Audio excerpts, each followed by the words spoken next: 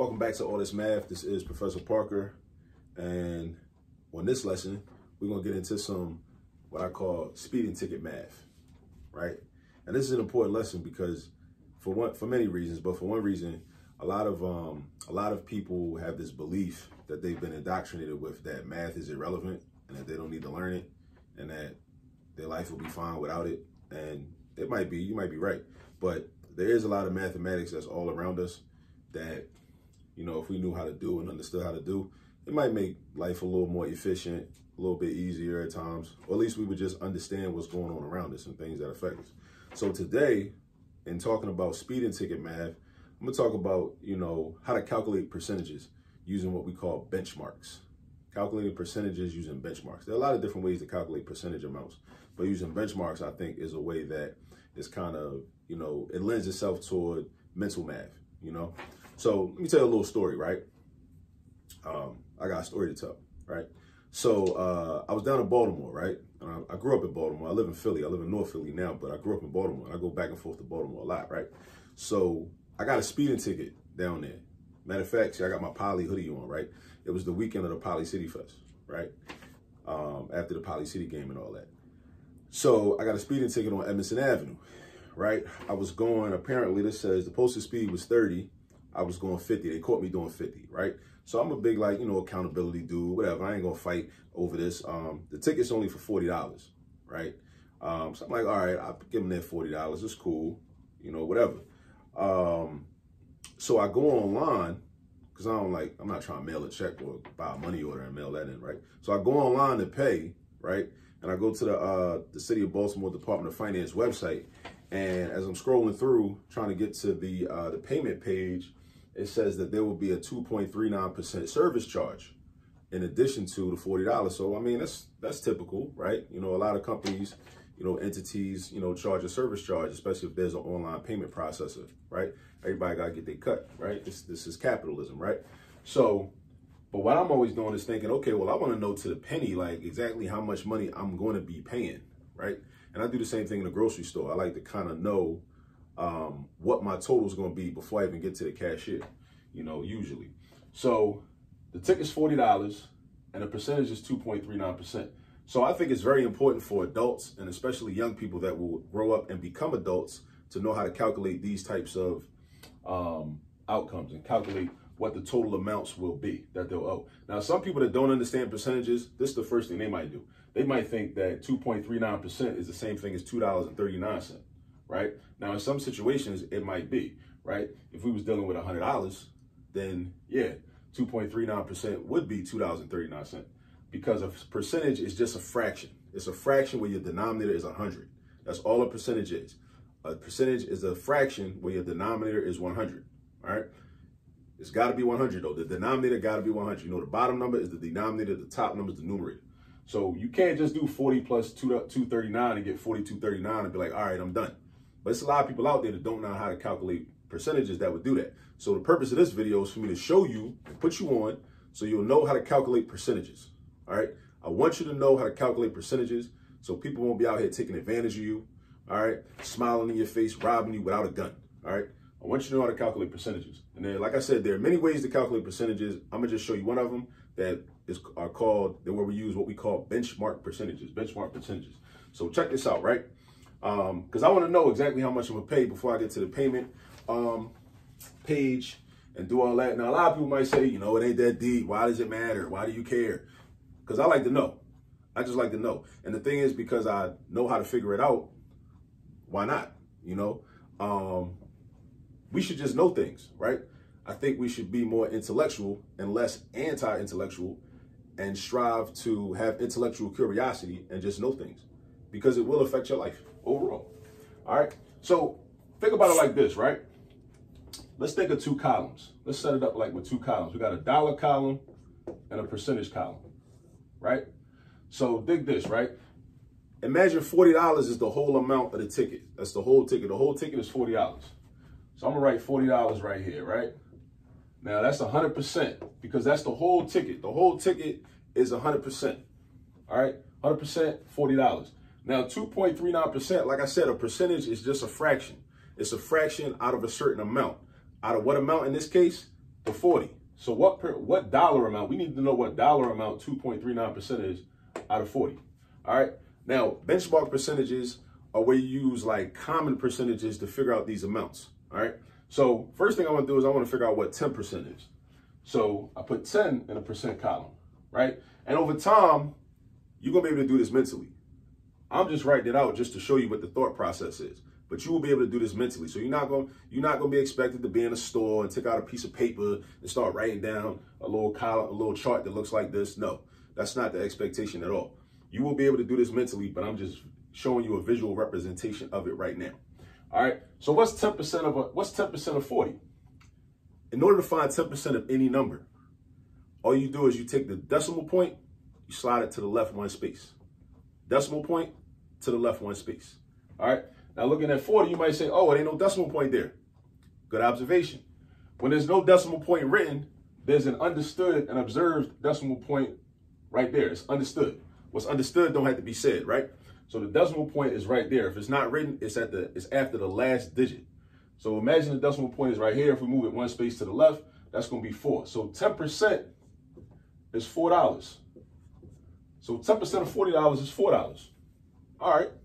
Now, but in this case, we want to know what 2.39% is. So what if I knew what 1% was? Because this was really going to happen. What I'm going to do is I'm going to break this 2.39% up into, so this is 2.39%. I'm going to break it up into 1% and another 1%. And then I'm going to break it up into 0.39%. Actually, I'm going to round them up to 0.4%. I'm going to show you that in a minute. So understand that this broken down is just 1 plus 1 plus 0.39. So if I know that this is just 1 plus 1 plus 0.39, then can I just figure out what 1% is? And then in dollars and cents, right? And then double that, and then figure out what 0.39% is, and just add them up, add them all up, and that'll be the dollar amount represented by 2.39%. That's what's going to happen. So I know 100%, I know 10%, and the purpose of knowing 10% is so that I could also easily figure out what 1% is. I could have just skipped 10%, but I wanted to show it to you step by step, because in a lot of these types of scenarios, you're going to need to know what 10% is as well. So let's find out what 1% is. Let me throw my percent symbols in here. So to find 1%, you just take the 4 and slide the decimal point to the left one space in the 4. All right. So if there's an invisible decimal point right after the 4, you're going to slide the decimal point one space to the left. So now that's 0.4. So if you got 0.4, now remember, we're talking about money, right? So that's 0.4, but make it look like money, right? So 0.4 is 40 cents. 40 cents, 4 dimes, right? A quarter, a nickel, and a dime, right? 40 pennies. I don't know, right? So that's 40 cents. So now I know what 1% is. It's 40 cents. So watch this. I know that 1% is going to be 40 cents.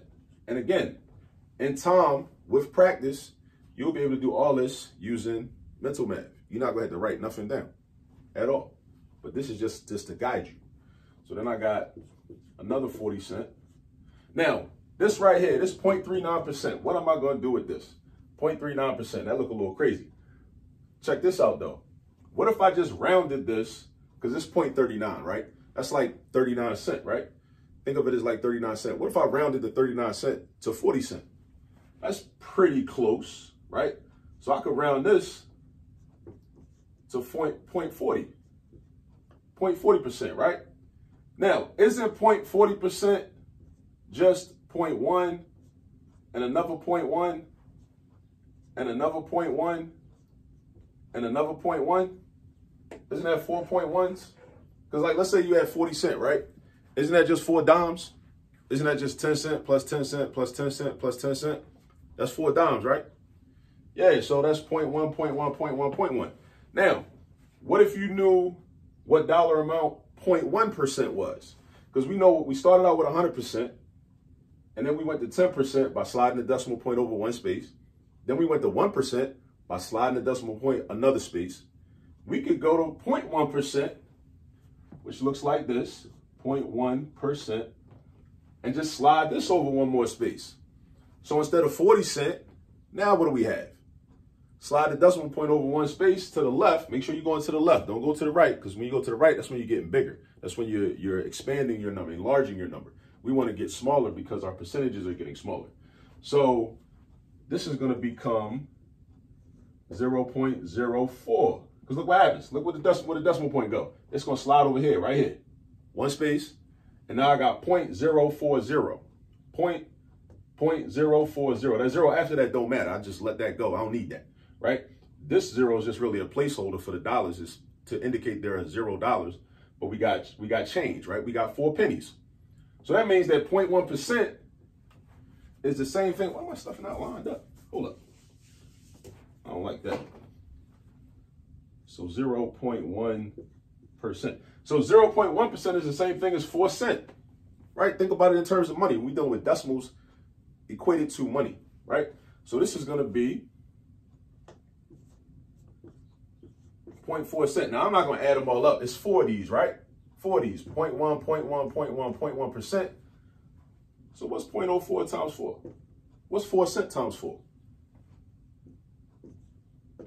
16 cents. 16 cents. So now, the website online on Baltimore City Department of Finance charges a 2.39% service fee, right? To make the math easier, I chose to round 0.39 up to 0.40. So really what I figured out was 2.40%, which is real close. It's real close, right? It's real close, right? So now I know what 1% is, 40 cents.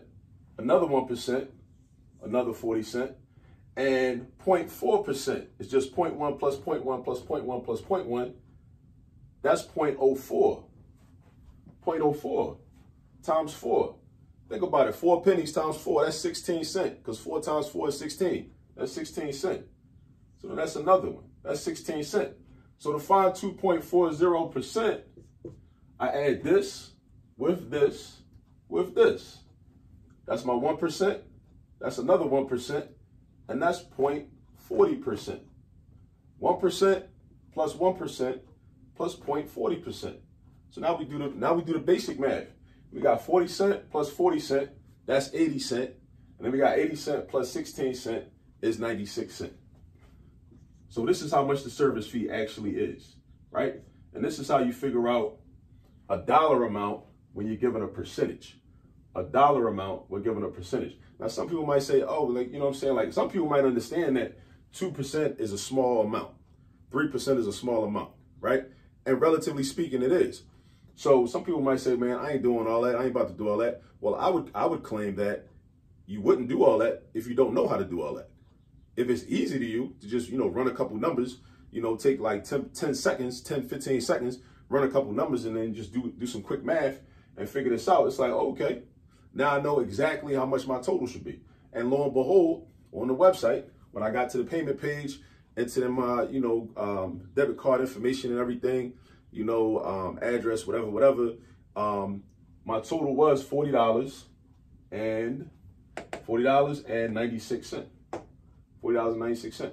But it was nice to be able to know, okay, to be able to expect what the total should have been. Because computers have glitches. Sometimes it'll be a glitch in the matrix. So if you don't know how to calculate 2.39%, and, let's say when you get to the payment page and then they try to tell you that you got to pay like $48.25, $48.25. And if you're a person that's not mathematically proficient, that's not mathematically inclined, that has math phobia and is uncomfortable doing calculations and don't know how to do this, or don't know how to break out a calculator, because another way to do it is just, slide a decimal point over 2 spaces to the left and then multiply by 40, or you could, do 1.0239 multiplied by 40. Like I said, it's a lot of different ways to do this. But if you don't know how to figure this out, once you're on that website, and then the website dictates to you, okay, this is how much you owe, then you're at the mercy of the website. And you don't have no leg to stand on. You can't call nobody and say, yo, listen, there's something wrong with your website.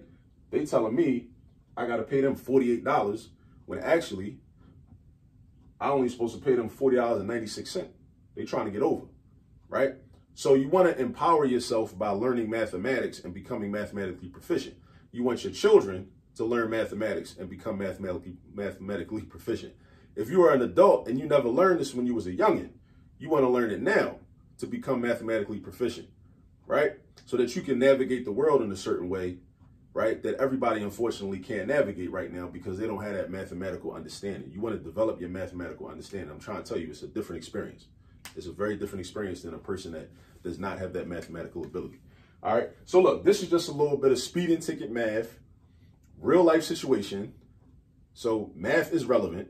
All right. Math is relevant. All right. Don't listen to the people that say math is irrelevant. It's not going to matter. You don't need it. Right. I mean, because when do you know that you don't need something? Right. Or when do you learn that you do need something? Usually we find out we need something in the moment when we realize we don't have it. And as old heads told me, it's better to have it and not need it than to need it and not have it. So keep those things in mind.